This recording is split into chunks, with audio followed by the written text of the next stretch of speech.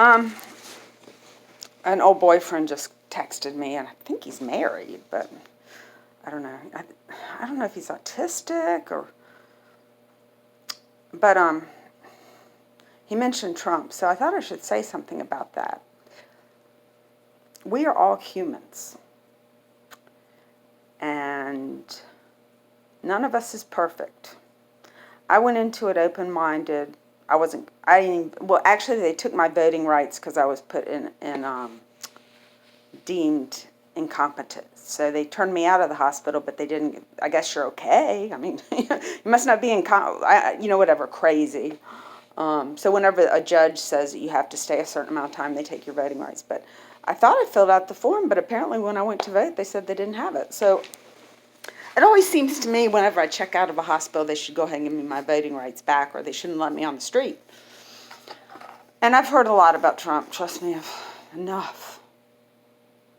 It's just like quiet. Just can people just look and see and just.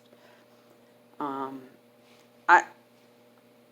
a fan of Thomas Jefferson. He's just my go-to guy.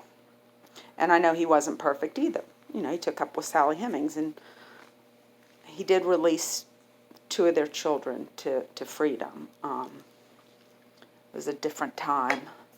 I think Sally's grandfather was his grape grower, and I believe Thomas's wife picked Sally out to be his concubine. It wasn't that abnormal back. I think Saturday Night Live does a really funny skit on Sally Hemings and Thomas. So, if you want to wrap your mind around that all day long and think about it, love of it. Well, you can imagine what's going on up in Washington. Well, Thomas Jefferson had it too. Then he had Maria Calloway. She's a nun. But when I look at Monticello and I realize, Thomas's project to keep himself entertained, I'm sure he had a great amount of just fun. I mean, challenging himself in that day and age to get that material up to that hill and being built by black people, which back then were called slaves. So they're very gifted, skilled craftsmen. I think they built a lot of his furniture. And I hope they can get back into that craftsmanship, the ones that want to, so they don't have to sell drugs. But I think all black people are gifted. They have to find their gift just like any white person. It's just a white person's families often have more money to send them to school and give them the freedoms to go to the beach, go to Europe, go to California, and experience things. But I hope that can change. I don't see Trump focusing on that issue, but that's one of my main things here in Richmond when I see all the racism and just because I've been in those neighborhoods that are projects, and I think I see the problem is not that they're dumb. They're isolated. They don't get in and out. They don't have transportation to get to a movie. Say, it's hard to get 4 kids on the bus, to go see the movie at the Bow Tie. So people don't really realize when they're being negative that they're not doing anything. They're not helping. And so many people are afraid to go in the neighborhood because of the way the newspapers are. They're like, there's a shooting. But they don't tell you it's like Joe Schmo got in a fight with Dan about a drug deal, and they don't feel very confident that their life has a lot of worth because they haven't been taught skills. Maybe, like my little guy KJ the other day, he's 7, he goes, just real quiet to me, said, I don't know how to read. I really don't have power over that because I don't see him that often, but that should be checked into because that can make a big difference in someone's life if they are confident readers or not. But as for Trump, it's kind of been a jelly bowl kind of basketball game combined with rugby and lacrosse. I think he's kind of like a sports guy. He wants to watch the football game of the world and make the decisions and plays. But we're not playing football. That's the kind of, he's the reality TV. It's like, there's a score. It's like he's a football announcer, and he's telling us the plays of the game that are won. But that's not how the world is not going to be won or lost in 4 years. We have to set up things positively to build on the things we need to do as we get smarter and smarter, because we do have a lot more technology now and stuff like that, and ability to transport, get on an airplane and go and help people. Or to me, it's like doing a little bit of charity or helping people. And my friend George it's like normal. We do that every day. If it's a hungry person, you feed them. And there's enough people around here that need help. In fact, I'm doing this video to maybe help explain my thinking that might help your thinking. I don't take it that serious. I mean, really putting a wall in and all that kind of stuff. His mindset,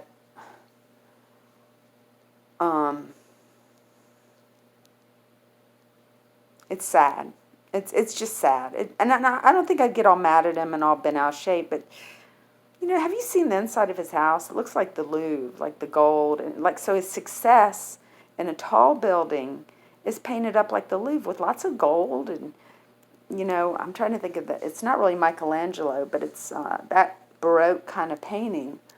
And it makes him feel good, like he's a success. And he's got a beautiful wife. So he's not really focusing on getting better because he's already great.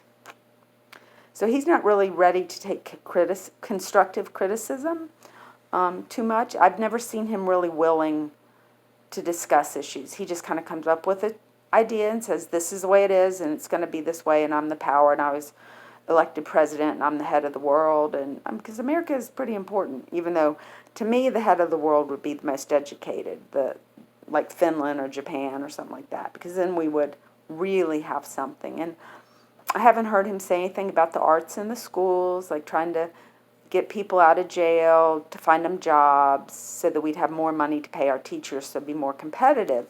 Because I have met really successful business people and stuff that say, well, I wanted to be a teacher, but I couldn't live on that salary with 3 kids. I just couldn't do it. And my husband didn't make that much. So, I mean, if my car broke down, it'd just be a big stress to try, and they're too smart. That's the thing. They get their master's degrees or their doctorate. And if public schools paying $38,000 to $48,000, they can make $150,000 to $200,000 easily. So I think teachers should get $100,000, and they do get their summers off, but they usually do stuff to enhance their program. Can I get my hair any messier?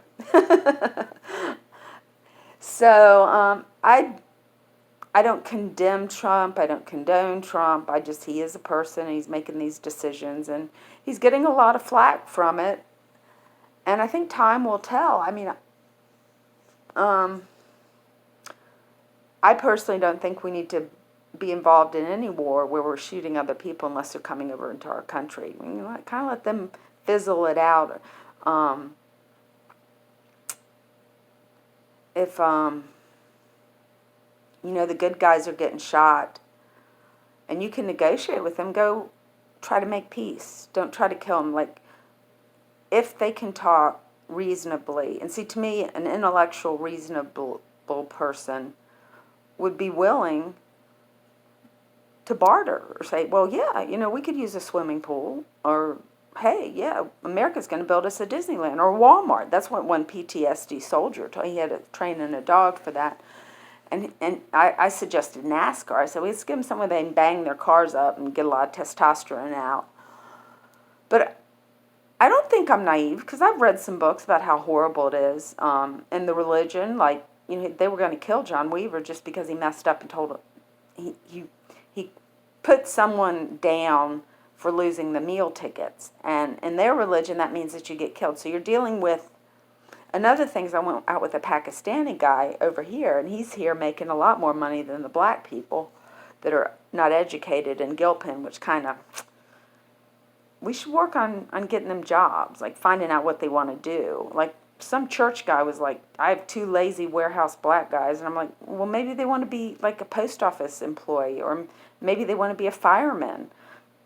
Maybe they hate being, these particular 2, maybe they just, but he kind of blamed it on him being black, and that's the racism that I see in the city, and it's unnerving to me, and it makes me very upset, so much that I want to move somewhere else.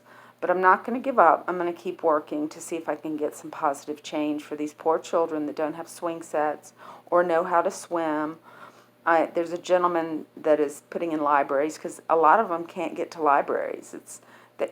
They gave free bus passes to teenagers, but not children. So, it's an extraordinary kind of trip for 3 kids and a grandma. You got 1, 2, 3. That's at least $5 each way, so that's $10. The library's supposed to be free. And so people that are just advantaged, I used to be kind of mad at them, but also realized they just don't know. they live way out in the West End. They have their little lives in those McMansions, and they're struggling as much as they can to pay their BMW bill to feel successful. But the news doesn't portray the neighborhoods correctly. I think I cussed out Richmond Magazine. I know a few people over there was like, this is unacceptable. Somebody's got to tell the truth. But as for Trump, I don't think he's going to do that much damage as long as he doesn't throw a nuclear weapon at somebody. I don't think, if he's playing with a wall and if it makes him feel good to put up a wall, just shake your head and say, you're really stupid. That's not going to work. I mean, don't give, I learned this from Kent, like, you don't give the emotional, he likes that. He likes to fight, so if you can tone it down and just like shake your finger and say, and smile and say, you really think that's going to work, Trump, and just pretend you're a lot better than he is intellectually, that might get him.